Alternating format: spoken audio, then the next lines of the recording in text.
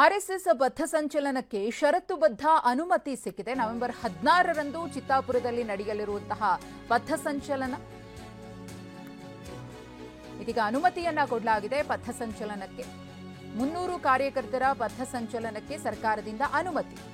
Kalaburagi high court ಪೀಠಕ್ಕೆ H Shashikiran ಶೆಟ್ಟಿಯವರು ಮಾಹಿತಿಯನ್ನ ಕೊಟ್ಟಿದ್ದಾರೆ. ಸರ್ಕಾರದಿಂದ ಏನ್ ನಿರ್ಧಾರ ಆಗಿದೆ ಅನ್ನೋದ್ರ ಬಗ್ಗೆ ಅವರು ತಿಳಿಸಿದ್ದಾರೆ. ಕೋರ್ಟ್ಗೆ ಒಂದು ಬಾರಿಯ ಅವಕಾಶಕ್ಕಾಗಿ ಅನುಮತಿಯನ್ನ ನೀಡಲಾಗಿದೆ ಅಂತ ಹೇಳಿ ಸರ್ಕಾರದ ನಿಲುವನ್ನ ಕೋರ್ಟ್ನಲ್ಲಿ ಸ್ಪಷ್ಟಪಡಿಸಿದ್ದಾರೆ. ಎಜಿ ಅವರು 800 ಜನರ ಪಥಸಂಚಲನಕ್ಕೆ ಅನುಮತಿಯನ್ನ ಕೇಳಲಾಗಿತ್ತು. ಆದರೆ ಜಿಲ್ಲಾಡಳಿತ 300 ಜನರಿಗೆ ಅನುಮತಿಯನ್ನ ಕೊಟ್ಟಿದೆ. ಹಾಗೆಯೇ 25 ಬ್ಯಾಂಡ್ ವಾದಕರಿಗೂ ಕೂಡ ಅನುಮತಿಯನ್ನ ನೀಡಲಾಗಿದೆ.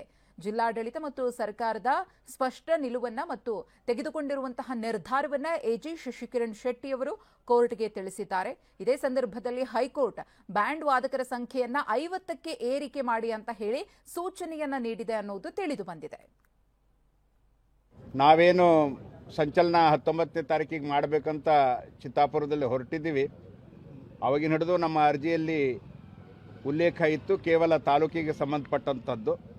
ಅದರದೇ ಉಳಿದೆಲ್ಲ ವಿವರಗಳು ವಕೀಲರು ಕೊಟ್ಟಿದ್ದಾರೆ. ಅದೇ ರೀತಿ ಇವತ್ತು ಜಿಲ್ಲಾ ಆಡಳಿತ ನಮಗೆ 16ನೇ ತಾರೀಕಿಗೆ ಮಧ್ಯಾಹ್ನ 2:30ರಿಂದ 5:30ವರೆಗೆ 5:45ರವರೆಗೆ ನಡೀಲಿಕ್ಕೆ ನಮಗೆ ಅನುಮತಿ ಕೊಟ್ಟಿದೆ. ಅದಕ್ಕೆ ಉಚ್ಚ ನ್ಯಾಯಾಲಯನೂ ಕೂಡ ಮುದ್ರೆ ಒತ್ತಿದೆ. ಆ ಪ್ರಕಾರ ಎಲ್ಲರ ಸಹಕಾರದಿಂದ ನಾವು ಯಶಸ್ವಿಯಾದಂಥ ಸಂಚಲನ ನಾವು ಅಲ್ಲಿ ಮಾಡ್ತೀವಿ. ನಮಗೆ ಖುಷಿ ಇದೆ. ಕೇಳಿದ್ದೀವಿ, ಆದರೆ ಈಗ ಕೊಟ್ಟಂಥದ್ದಕ್ಕೂ ಕೂಡ ಖುಷಿ ಇದೆ ನಮಗೆ. ಅದರಲ್ಲಿ ಏನು ತೊಂದರೆ. ಈಗ ವಕೀಲರು ಹೇಳಿದಂಥದ್ದು ವಿಚಾರಣೆನೇ ಹೇಳ್ಬೋದು ನಾವು ಅಷ್ಟೇ. ಇವ್ಯಾವುದು ಕೋರ್ಟಿನ ವ್ಯಾಪ್ತಿಗೆ ಯಾವ ವಿಷಯ ಬಂದಿಲ್ಲ. ಹೀಗಾಗಿ ಜಿಲ್ಲಾ ಆಡಳಿತ ಅದನ್ನು ನೋಡ್ಕೊಳ್ತದೆ. ನಮಗೆ ಸಂಚಲನ ಮಾಡೋ ದೃಷ್ಟಿಯಿಂದ ಅವರೇನು ಅನುಮತಿ ಕೊಟ್ಟಿದ್ದಾರೆ ಅದೇ ರೀತಿ ಬೇಕಾಗುವಂಥ ಎಲ್ಲ ಭದ್ರತೆ, ರಕ್ಷಣೆ, ಗೌರವ ಎಲ್ಲವೂ ಕೊಡ್ತದೆ ಅಂತ ನಮಗೆ ವಿಶ್ವಾಸ ಇದೆ. 300 ಜನ 3 ಗಂಟೆಯಿಂದ 5:30 ತನಕ ಕಾರ್ಯಕ್ರಮವನ್ನು ಆ ದಿವಸ ಪಥಸಂಚಲನ ನಡೆಸ್ಬೋದು, ಸಭೆ ಸೇರಿದಂತೆ ಅಂತ ಹೇಳಿದೆ. ಆಮೇಲೆ 300 ಜನ ಭಾಗವಹಿಸ್ಬೋದು ಗಣವೇಷಧಾರಿಗಳು ಪಥಸಂಚಲನದಲ್ಲಿ ಅಂತ ಹೇಳಿದೆ.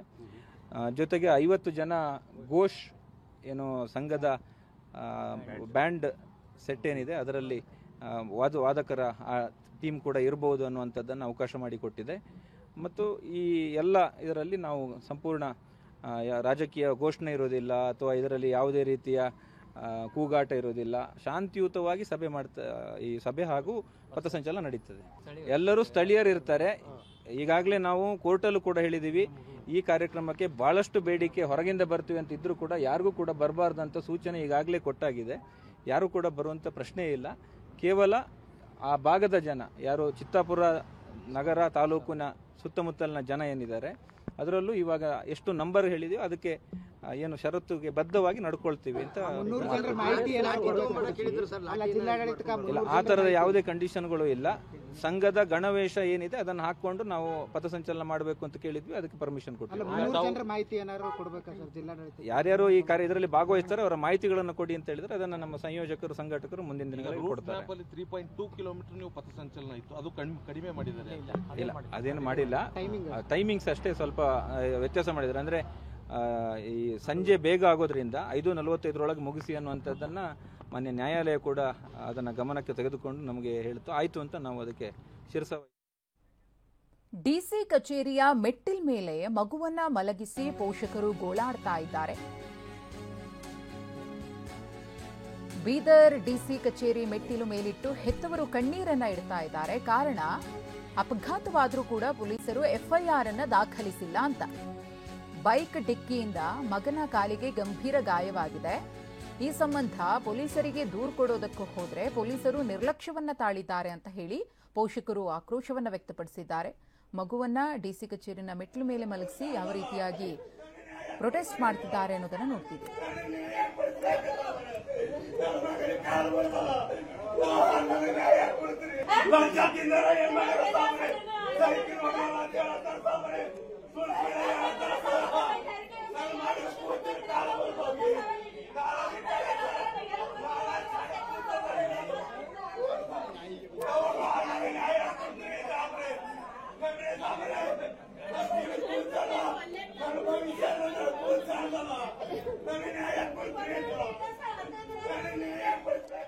ಗಮನಿಸ್ತಾ ಇದ್ದೀರಿ, ಒಂದು ಕಡೆ ಜಿಲ್ಲಾಧಿಕಾರಿ ಕಚೇರಿಯ ಬಳಿ ಬಾಲಕನ ಕುಟುಂಬಸ್ಥರು ಯಾವ ರೀತಿಯಾಗಿ ತಮ್ಮ ಅಳಲನ್ನು ತೋಡ್ಕೊಳ್ತಿದ್ದಾರೆ ಅಂತ ಹೇಳಿ. ಈ ಅಪಘಾತ ಆಗಿರುವುದು ಈಗಲ್ಲ, ನಿನ್ನೆಯಲ್ಲ, 15 ದಿನ ಆಗಿದೆಯಂತೆ.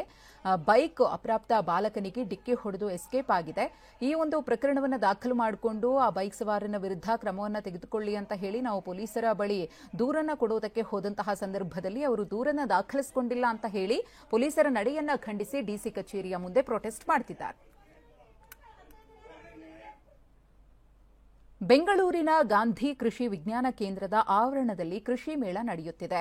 ಸಮೃದ್ಧ ಕೃಷಿ, ವಿಕಸಿತ ಭಾರತ, ನೆಲ, ಜಲ, ಬೆಳೆ ಎಂಬ ಘೋಷವಾಕ್ಯದ ಅಡಿ ಕೃಷಿ ಮೇಳ ನಡೆಯುತ್ತಿದ್ದು, ಬಗೆ ಬಗೆಯ ಕೀಟಗಳು, ಚಿಟ್ಟೆಗಳು, ಔಷಧಿ ಸಿಂಪಡಣೆ, ಕಳೆ ತೆಗೆಯುವಿಕೆ ಯಂತ್ರೋಪಕರಣಗಳು, ಜರ್ಮನ್ನ ಅಂಗೂರ್ ಮುಲ, ಅಲಂಕಾರಿಕ ಮೀನುಗಳು ಎಲ್ಲರ ಗಮನ ಸೆಳೆಯುತ್ತಿವೆ.